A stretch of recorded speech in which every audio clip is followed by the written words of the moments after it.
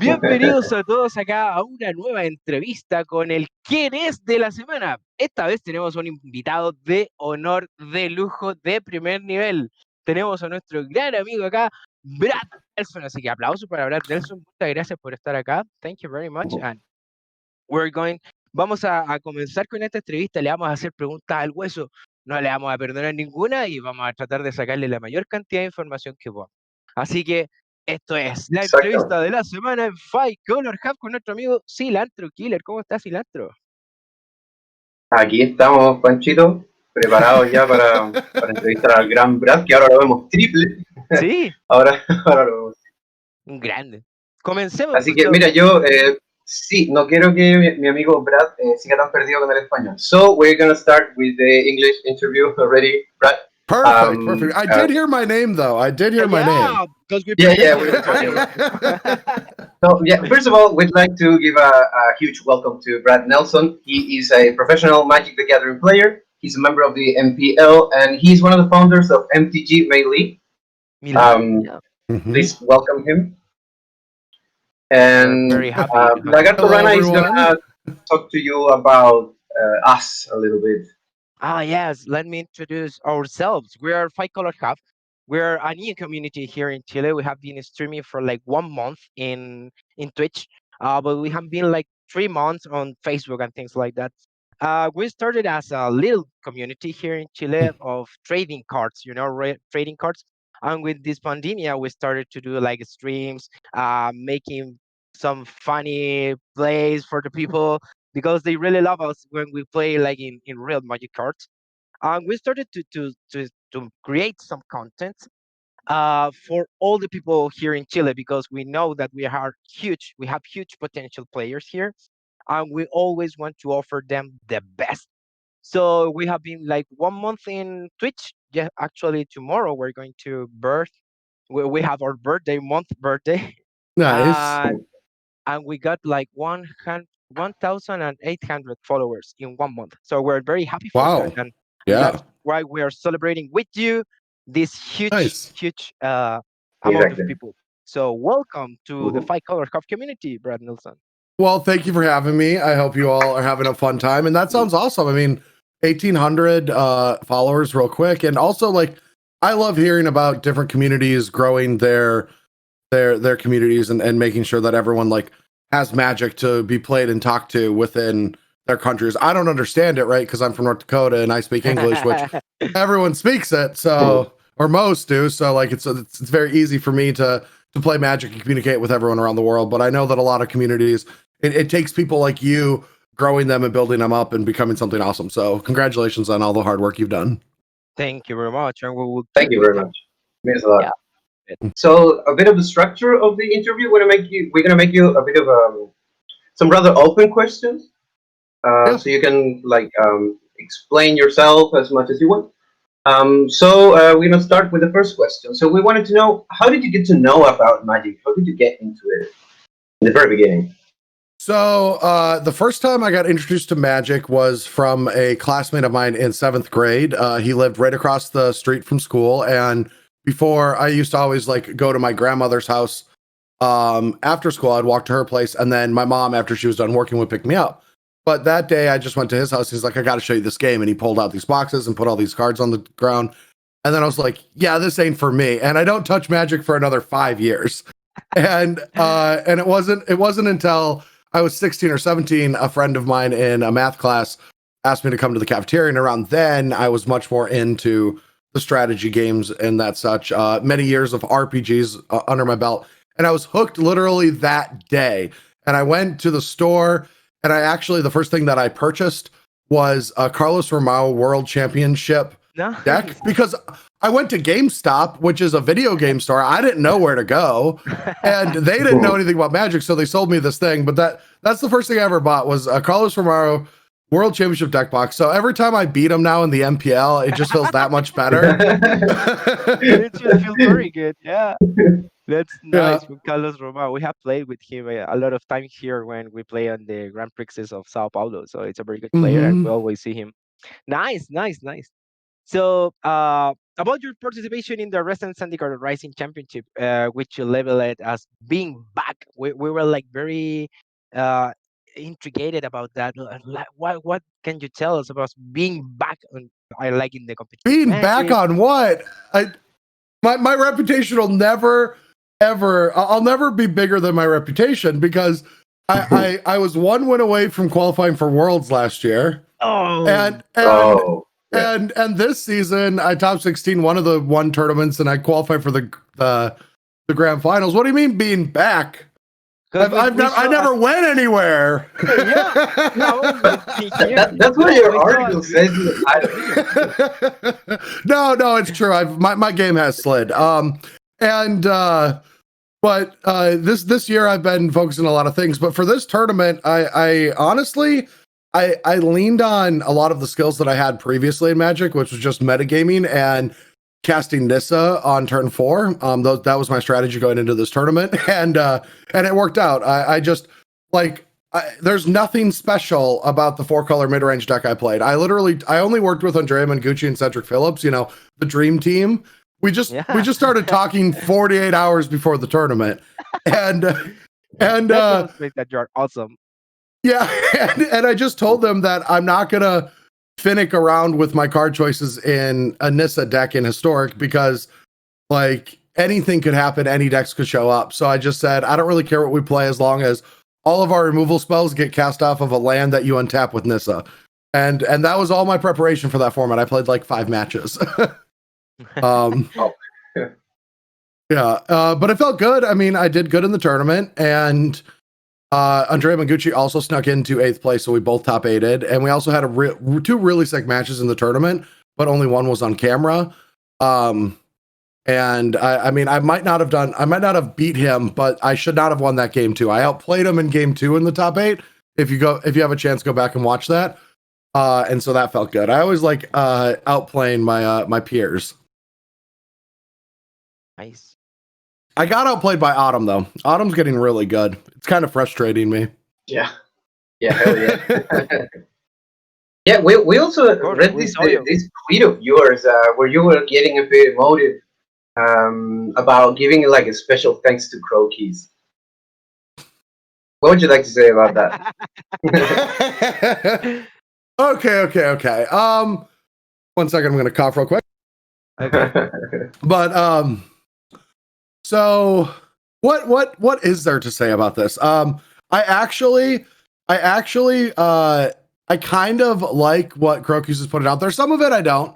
I don't like the toxicity too much, but I do think that what he does, you know, he's new to Magic, 2 years playing, has a huge following, and tries a lot of things. Finds a lot of the tech. Now, you can say that he tries pretty much everything throughout the week, so that, you know, he finds some things and a lot of things don't work, but some do. But that's the process. That's how Magic works. And I'm interested in that, and I kind of am interested in learning what he knows. So I've been like poking and prodding him to collab a little bit, like test with me for this tournament. I'm not testing with anyone, so like let's talk Magic. I'm curious, right? I'm just curious about the new kid on the block. But he ghosted me. He doesn't want it because I know I don't think he wants to talk to a pro because if he talks to me, then I'll out him. I think he's got some imposter syndrome going on. He doesn't want to actually talk shop with me. So I just give him some shit online, but I'm done with it because now it feels like he doesn't want it. So I'm done. I thought he was interested in it. I thought he would want to like fight with us a little bit and have a little fun Twitter battles, but I don't think he does. So now it just feels awkward if I keep going. So that's all done. That's all over. So you were actually mocking him? Mocking him? Yeah, or like teasing him in some way. Oh yeah, I was teasing him for ghosting me. Yeah, like he said he was going to work with me, and then he never responded to my emails or my messages. So then I made a joke saying that I'm thankful that he didn't, because that way I got to do well in the tournament. Because if he would have messaged me, if he would have talked to me, I would have done worse. Right. So just now we get it right. Yeah. Just that's jokes. A cool story. Yeah. Just jokes. Yeah. Sure thing. Yeah, we wanted to ask you also about the Bash Bros project, which you host Yeah, along with Corey and Brian. How's it felt like to share that space with like these two giants of Magic? Well, I mean, it's weird. It's weird to say that we're sharing space with Giants of Magic because all three of us know each other behind the scenes, right? We're all friends. And I mean, Corey's my literal brother, you know that, right? Um, Yeah, like yeah, we grew yeah, up we to do. yeah. And so it doesn't feel like we're giants of it, but what I loved about the project that a lot of people don't know is if you listen to our podcast, all 12 of you, there's every week we introduce a new special guest, and it so happens to be Brian Brundoon most weeks or all weeks. nice. That's the joke of it. And how it started is driving from a pro tour. Brian and I were driving back from a pro tour one time, and I was like, wouldn't it be hilarious if we did a podcast where we always have a special guest, but you're always that special guest? And he's like, yeah, that sounds great. And so once we found that joke, then I talked to Corey. Corey got involved, and then we found the name Bash Bros Podcast because it's Corey and S podcast. But the actual podcast started with the special guest joke. I don't think we would have ever made the podcast if it doesn't start with a stupid joke. But it's been going for 2 years. It's going strong. We actually have this design. They're not ready yet. I got this from Dragon Shield, a project. They wanted me to demo their new personalized sleeves, but Nice. these are coming out in 4 months. Whoa. They look very awesome. Wow, Yeah. Yeah, nice. I Yeah, will buy it. it's really cool. Yeah. yeah, Yeah, me too. I will buy it. That's really sweet. yeah. Those are coming out. No one really needs sleeves right now, but in 4 to 6 months we might. But Yeah, we still we're do. still We playing still like do need to buy yeah. things. We don't need to need things. We need to buy them. Yeah. Yep. Pretty much. So you said this was going on for already 2 years. Do you have Yeah. any expectations, like future expectations with the Bash Well, Bros project? I mean, it would be like I want to grow it, but at the same time, I want it to stay how it is. And the good thing about it is we're having fun doing it, and we're enjoying the work that we're doing and the community we've built around it. I've been enjoying. We now run a monthly tournament, so sometime each month, I'll run, stream, and play in a tournament through MTG Melee. Speaking of which, MTG Melee is so easy to use that I can stream and run the tournament and play in the event myself, all at the same time. But we do those. Those are a lot of fun. A lot of our community likes those, and I don't know. It's fun. I would like it to grow some more. I'd like to get more followers, but that's that social networking bug in your head where you just yeah. always want more and more and more and more. Yeah. Yeah, sure. We always Um, want some more. We will help you to increase those numbers. Yeah, I mean, if you want to. I mean, the problem is we have to make better content to increase those numbers because sometimes we just talk about movies for 30 minutes. So shit happens. Yeah, it happens a lot. It happens to us too. So we Yeah. totally know how is that feeling. Yeah, so we have been using MTG Melee for a while, for me at least, and I think it's a very wonderful platform. It's very easy to get communicated with your opponent when you don't know who is your opponent because you don't Yeah. see it because you're online. You can see their faces, whatever. So it's very easy to get communicated with your opponents. Also, it's very easy to see the deck that they are playing and to check all the cards with the images. So it's very good. So uh, Yeah. When saying and that, we're real quick, sorry. I should let you finish your question. But I was gonna say, and right now, when I'm not doing interviews, oddly enough, I had 3 yesterday and today, which I usually have oh, none. But which is cool. But when I'm not doing these, I've been testing on our development server localization. So any Nice. language any language that Arena supports, Melee will support hopefully in a week or 2. nice. That's really Nice. nice. Yeah. So, it's not easy to test for me when I don't speak any of the languages, but it's been We a can lot help of you with looking Chinese. at Google Translate and looking, and especially like the Japanese icons, and I'm like Yeah. trying to figure out what words, because it's like that card's not importing. Well, what card was it? I'm like, I don't know. Like, I don't know what card it was. It's very difficult to understand Japanese because I work for Mana Traders. I don't know if you know that platform. Oh yes, yes, very Yeah, familiar. okay. I work for Mana Traders. I'm one of the customer support there. And when I have to verify like Japanese people, it's crazy. It's very, Oh very yeah. difficult. So I totally understand you. So if you need help with Spanish translation, maybe we're always here to help. I actually I can't. So I took 4 years of Spanish. I can't hear it Nice. though. I can't speak it or understand it when I'm listening to it. But I can. I usually can understand it when I'm reading it.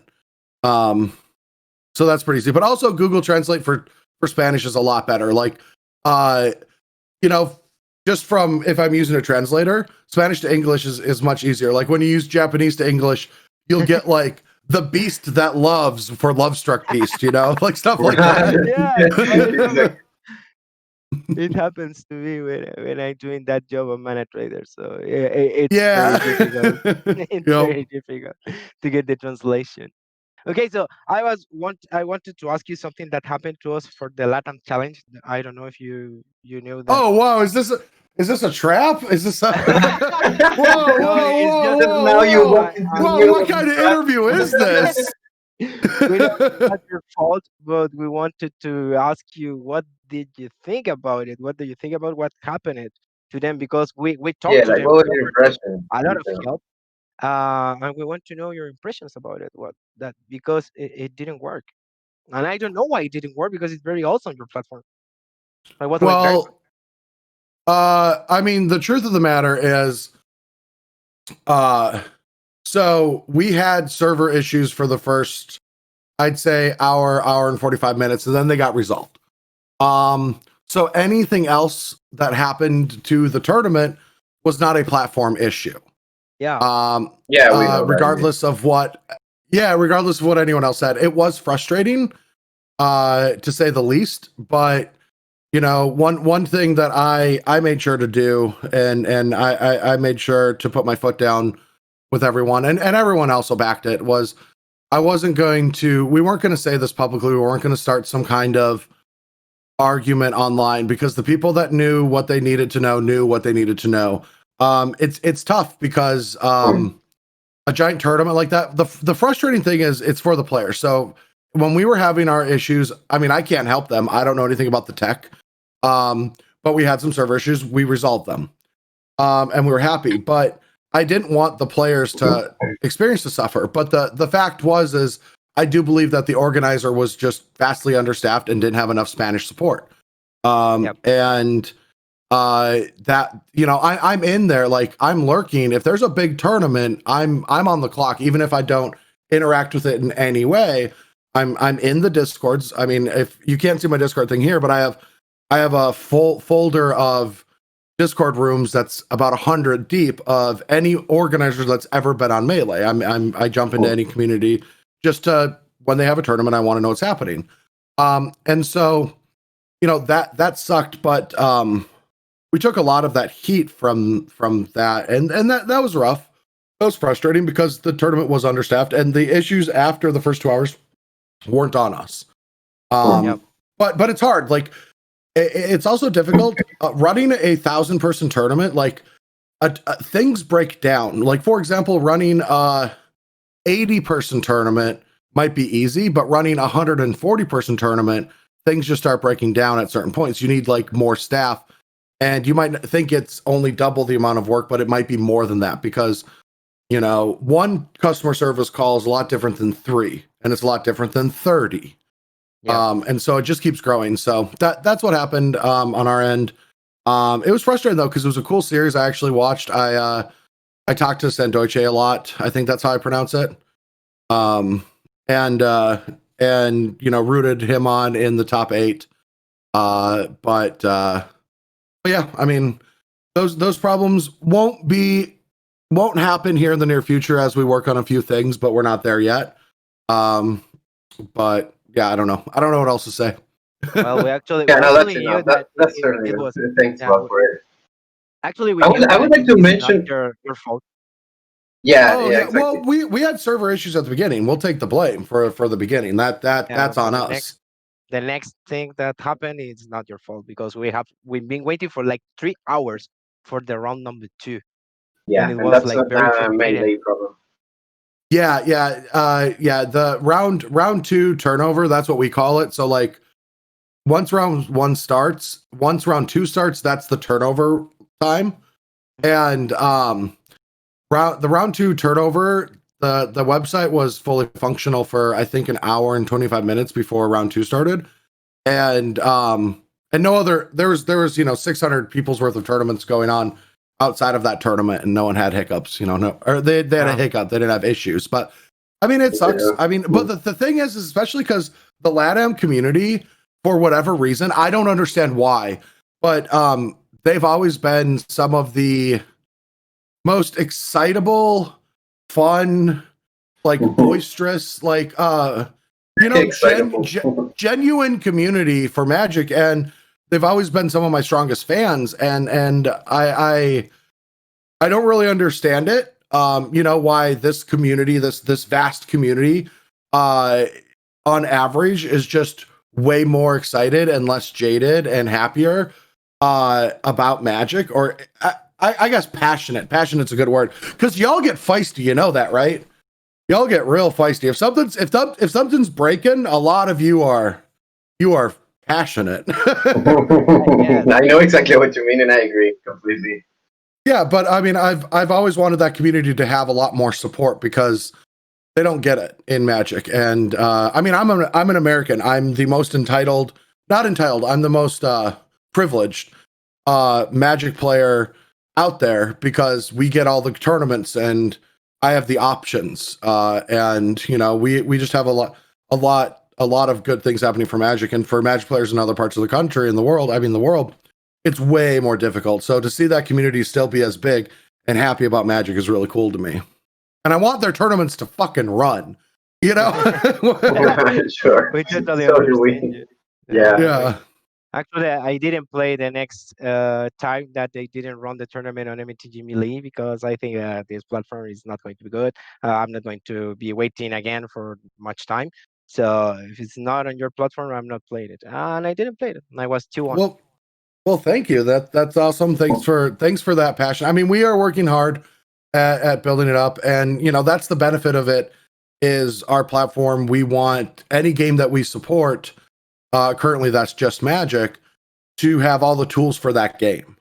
And that's what sets us apart from other generalized platforms. Now we need to build it up. We've still got a few things. I keep poking. We've got more important things right now. Well, they say we do, like localization, which is very important, but poking for a few of my toys and double elimination brackets and stuff of that nature. We'll get to all that stuff, but we're still way smaller than everyone else thinks we are. Yeah, in regard to the localization thing, I would like to thank you guys for that particularly because there was this weird mishap. You know that the Magic Latin Challenge was moved to the next weekend, and then on the next weekend they moved to a different platform and whatever. And we had to look at the deck list on a Portuguese page, and it was nuts. I mean, I hated it. Yeah. Yeah, I was I so actually angry, and it took me so out of the game because I was like, I don't understand these damn cards. Why are they not in English? Or like, I didn't even need them to be in Spanish. I was like, why are they only in Portuguese for wait, all of Latin America? wait. So you're saying that all the deck lists that you had to look at were in Portuguese? Yeah. Yes, No yes, they were. way! Oh my Yeah, god! it was. It was ridiculous. Oh, No, that's I was horrible. really angry at that, and it took me out of it. I don't know. Well, I mean, like, I'm looking really forward to once we finish localization, so that you don't even have to look at English deck lists, right? But Yep. the default for Magic is English. Like, I mean, Yeah, and the that's the thing. players. Yes, Arena has localization, but Magic Online does not. And so, like, most Magic players have gotten used to English as their second language for Magic. That's wild. I can't even believe that. That's Yeah, in fact, I mean, if you're gonna have localization, you should just use English. well, you had to use That's what I think, at least. You had to use the same decks from MTG Melee, right? Yeah, that's why they did something behind and they moved themselves all the this to this platform. That it's like a Brazilian platform. I don't know. The whole site is in Portuguese, and yeah, so that's why. And then they gave you a link to that site, and that link was Yeah. on the deck list part. Yeah, whatever. It was really They weird. could have And just exported from Melee, and anyway, yeah, that's wild. That's hilarious. That made my day. Thank you. yeah. I thought it would. Oh, that's good. Okay. So yeah, well, that was all the questions. You know, the hard question was at the end. It was not a trap. We Wait, were that's all the really questions. bad That's with it. reply. That's all the questions. Yeah, No, no, but wait, you that's all got the me with the. questions. Oh, okay. We're not done. We're not done Okay, yet. I We're was just at the beginning. wondering. No, we have a game prepared for you, We have actually. a game. Yes. Oh indeed. God, next time you guys have a guest on, you should at least let them know ahead of time what they're getting into. I would have came anyway, but it's like, oh, you remember that LATAM tournament? What happened there? I was like, oh God. Sorry for that, but we wanted the information from the first source, and you are the first source. Yeah, Yeah, exactly. no, We it's wanted true. we wanted to tell you that we're as Chilean community, at least we are with you. We're not with the bad organization of the tournament, and we know that it was not your fault because we know that Brazilian tournaments prepared are very very bad. Yeah, it's not tournaments. easy to run big tournaments. It's just tough. Yeah. Like the big 1,000 person. I'm personally against 1,000 person tournaments or more. I mean, people want to run them. If they want to run them, they can play them and they can be part of them. I know that I might not be correct on this, but I just think the tournament experience, especially for if you're trying to get 1,000 or 2,000 people to play in a Magic tournament, you're not targeting competitive Magic players only. You're targeting casual competitive and casual players. Yep. And the tournament experience, I think for that amount of people and those people isn't this big time. Because the thing is no matter how efficient your TOs are, the turnover time for a tournament of 1,000 or 2,000 people is going to be long. Yeah. 70 minutes is like fast. That's a dream. Yeah. To get that many people organized over the internet to play their matches and to get everything run accordingly. So those big tournaments, I wish they were cut up a little bit, different flights, different stuff. Just saves people's time. For example, I played some Red Bull Untapped that were running on your platform on MTG Melee, and they were running perfect, like no more than 1 hour per round, which was very cool. I finished it to play like at 5 a.m. here because we have a different time, of course. But it was very fast. It was very good. And I say, why it can be something like this? Why? Well, I mean, it's just experience. And the team that did all the Red Bulls is very, very experienced, and they had a lot of staff. Ta-da. Yeah, Red Bull. Speaking of that background. Yeah, that's very wonderful. I really love it. I really love it. It's awesome that you have your own token. Yeah, thank you. Okay, so we're going to begin with the game. This game is called Yeah. like a table tennis game. It doesn't really have a name, but it's a really simple game. So we're gonna show you cards, and we would like you to respond with the first thing that comes into your mind. Okay. Or if you want So now this is the first card. or if you want to tell us a story about it, we will be like very, very open ear. Yeah, anything you want. Yeah, everything you want. Okay, So all we're right. going to show you very important cards that has been important for you in your Magic career. Okay, great. It's on the screen. Can I look? I've been looking at your faces, but now, okay, I can look. Okay. Yeah. Door in the Siege Tower, Kai Bude. Nice. Kai Bude. Kai Bude. Because so I played Door in the Siege Tower in Pro Tour Amsterdam, and in the top 8, I had to play against Kai, who took many years off from being on the Pro Tour, and then he came back and he was Kai Bude, right? And I played him in top 8, and so they used to have this phrase for Kai Bude called Kai doesn't lose on Sunday, but because before our match, I think he was something like 23-2 on Sunday Magic or something, or 17-2. He's only lost twice. He's top 8 at 9 Pro Tours, won 7 of them. And so yeah. And so I'm playing against that guy, right? And I start the match best of 5, 0-2. And then I come back to beat him. And then his next top 8 was last year, and I beat him twice in that double elimination top 8. Nice. So I now am 60% of Kai's losses on Sunday. I have over 50% of that man's losses on Sundays. It feels so good. Nice. It's very nice. It's very nice when you feel like your huge like final boss is there and you can beat him, and then you have all the tools to beat him. And it's very good. It's very Oh yeah, good. it felt so good. Yeah. Next one. La siguiente. Next card. Bloodbraid Elf. I don't. Sidrax's Spectre is the first thing that comes to my head. All right. You might have to pull that card out because no one probably knows what that is. If you've got that one back there, I bet the editor is like frantically looking for a picture of it. So my first Pro Tour was 2009. It was Pro Tour Honolulu, and it was block constructed, shards block, and the biggest deck was Jund Cascade. Bloodbraid Elf, Bituminous Blast, Sprouting Thrynax, for anyone that knows these cards. And I played a spin on this deck. I lowered the curve. I added a 4th color, blue, and I played Noble Hierarch, and I played this card called Sidrax's Spectre, which is a black, red, blue 3/2 that whenever it hits your opponent, 3/2 flyer, and whenever it hits your opponent, they discard a card, and it has unearthed colorless black. And now the reason that I played this card was because the way that you played the mirrors, and the mirror is probably going to be the most popular, is that once your opponent had 2 cards left in their hand, you would always cast your Blightning, which is colorless, red, black, discard 2 cards, deal 3 to them. Yeah. So you just discard their last 2 cards because all these cards have Cascade, so you don't want them to cast something. So I played this version so that when I would get myself to 2 cards on purpose, they would Blightning me, and I would be able to discard these Sidrax's Specters, unearth them, hit them back, make them discard a card, maybe their last card, and Blightning them back. So give my deck more play. And I ended up taking, and I took 9th in my first Pro Tour, almost made top 8.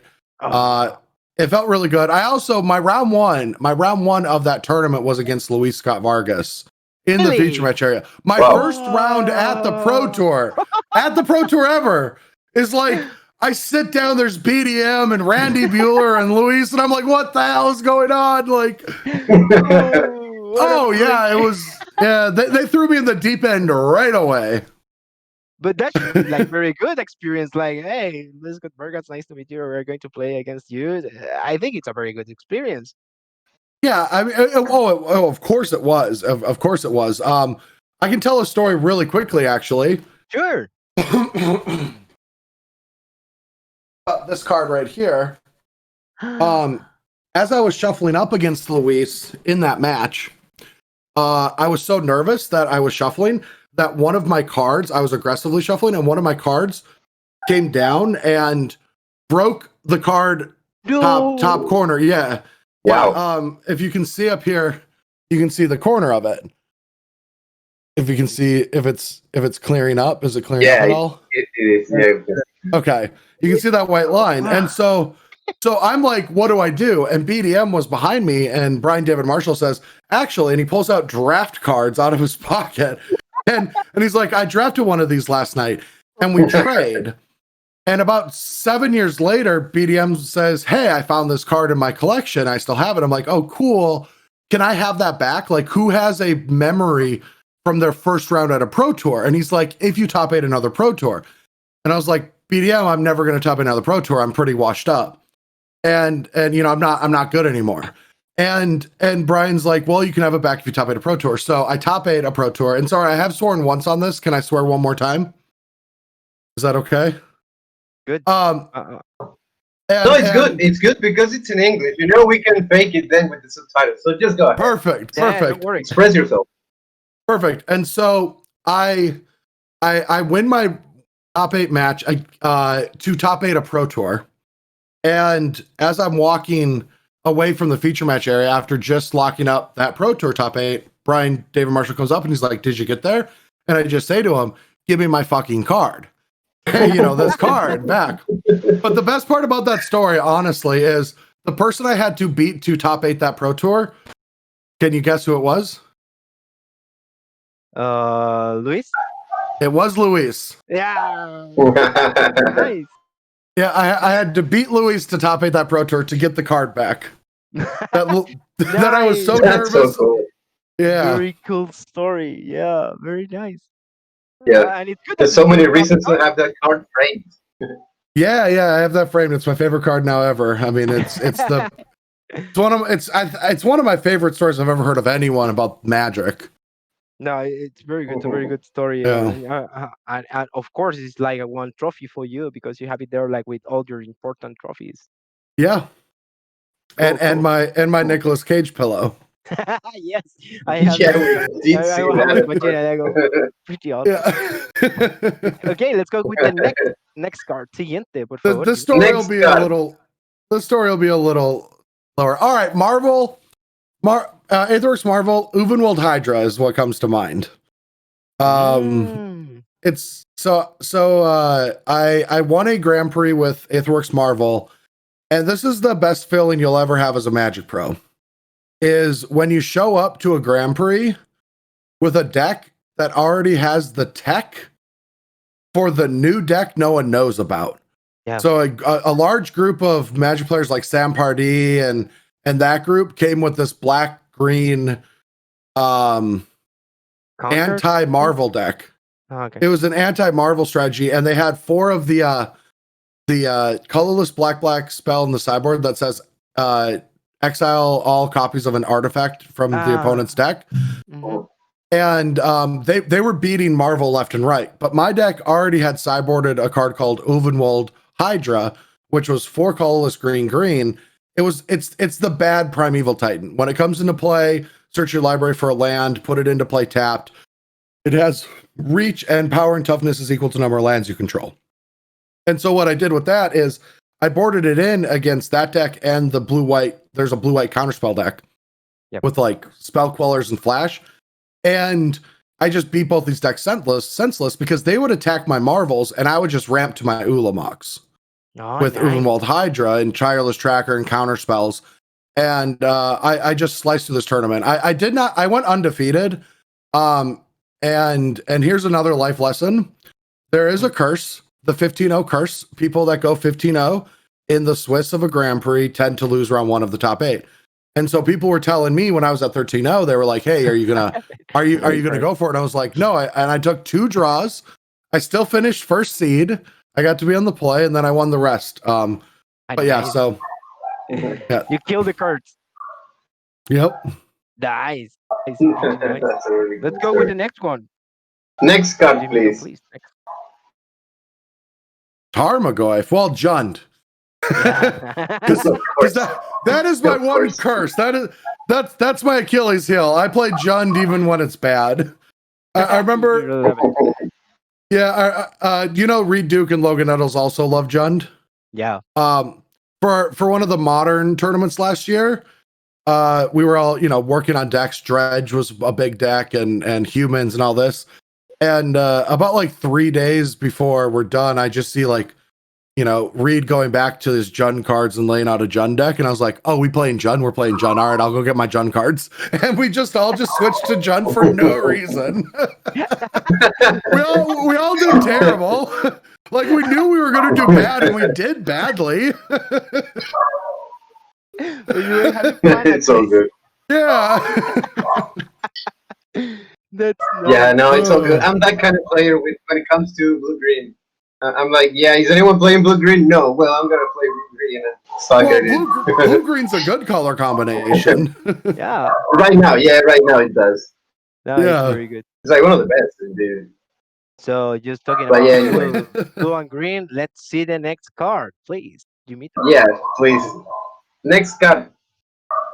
Oh, Uro? Oh, Bay. Bay's the card that comes to mind. Uro is my sweetheart. It's my favorite. Oh yeah, Uro's great. It's like one of the best cards ever printed lately. Like it's honestly one of the best cards possible to play right now if you like mid-range. It probably should be banned in Historic, but as long as it exists, I don't have to test Historic. I can just play Sultai or 4-color. And I never have to test Historic ever again. I just keep playing Uros, Ghost Piles, Nissas, Hydroid Crisis, and I don't have to think ever again, and it's great. The little thing, It's like the new mono red. You don't have to think. The deck plays Yeah. itself. Oh yeah. Oh Pretty yeah. much. When you have that good of mid-range cards, you don't have to think. Yeah, that's the thing. yeah, that's true. I think that was last of the Yeah, cards. And is the last I card. think we're done with the game. Yeah, so we want to thank you for being here. We really love to have you here. So if you have a short message for our community, if you can say like goodbye, Fight Color Hub should be like very, very awesome, and we will like very, very thankful for it. Yeah, no, good luck with everything for the 5-Color Hub. I hope you all are having fun with Magic together. The game, honestly, had the most influence on my, teen years and my adult years. There's a lot of good and bad. I will suggest for any new players coming into the game, stick to education. Don't let Magic consume you. It consumed me, but at the same time, as a hobby, as something that you can have fun with and aspire to and build a community around, I don't think there's anything better than Magic, because there's so many smart and like-minded people that have helped me grow as a human being and understand different cultures. And it's amazing. So I hope this community grows and blossoms and becomes something awesome. And next time you run a tournament on MTG Melee, let me know. I just want to keep up with all of that stuff. I mean, I do. Thank you. I actually what is your tournament organizer name? That's probably the only thing missing from the Dimitar. connection. Dimitar. Okay. Oh, yeah. Yeah, Dimitar, I will send it No. to you. No, I'm well familiar with you. I know all the organizers. I just don't know faces and who they are, But I see the tournaments. Yeah, cool. Yeah, yes, we are doing like tournaments like every Thursday for our subscribers Yep. or for Twitch. So they are testing a lot. They are like very enthusiastic with they're very enthusiastic with the platform, and they're very happy with the tournaments that we organize for them. So we're That's doing like awesome. tournaments every Thursday for the subscribers and for people that just want to test out for playing the huge tournaments that are offering on your platform. For example, for the Mythic Society, from the Star City Games tournaments and things like that. Yeah, that's awesome. I mean, we've seen such an uptick in those regions of players, and it's really cool to see. Because we started very, very America, right? Like at the beginning when Melee came out, but like it's just growing everywhere else in the world. So we're really happy, and that's one of the reasons we're pushing to localization, because within 2 weeks, one of your new tournaments, your players are going to be able to have Spanish as their language on the website. Could be awesome. That should be like very, very awesome, and we really appreciate that work that you have for the whole Magic community, and we're like very happy to have someone like you in charge of this. Thank you. And hey, I'll probably have you in a week or two do beta test. I'll have you take a look at Spanish localization. Sure. That'd be awesome. Yeah, that'd be really cool. Cool. We'll be very, very happy. So thanks for coming. Thank you very much. We had a very wonderful time here. Thanks for the laughs. Thanks for the stories. And thank you very much for being such a good person. And Well, thank you so much. Player. Yeah, no, thank you so much. It means a lot. And I hope everything goes awesome. And just hit me up if there's anything cool that you're all doing. We will. Yeah, we will. Yeah. For sure. Maybe I'll convince you to run a tournament here soon with a unique format I'm looking into. We'll have it on the site soon. I'll talk to you about it later, but okay. I'll come play in it or something. We will be very happy to receive those news. So just come here and bother us, because we are always open for you. Awesome. Yep. Your 5-Color Hub. Now I'm in the Discord. It'll go into my group of organizers right at the top of the list. Yeah. So you're gonna be in the VIP members here as well. Yeah. Thank you so much. You're here in the VIP zone, so thank you very much for coming. Thank you. For all the kind words. And thanks everyone for listening to this. Ok, eso ha sido todo. Muchas gracias por la entrevista el día de hoy. Muchas gracias. Le damos las gracias a nuestro amigo Brad Nelson. I'm talking in Spanish, like saying the greetings. Oh, yeah, I heard my name. Muchas gracias por la entrevista. Te pasaste, y esto ha sido 5-Color Hub. Y esta comunidad la construimos entre todos. Cuídense mucho. Muchas gracias.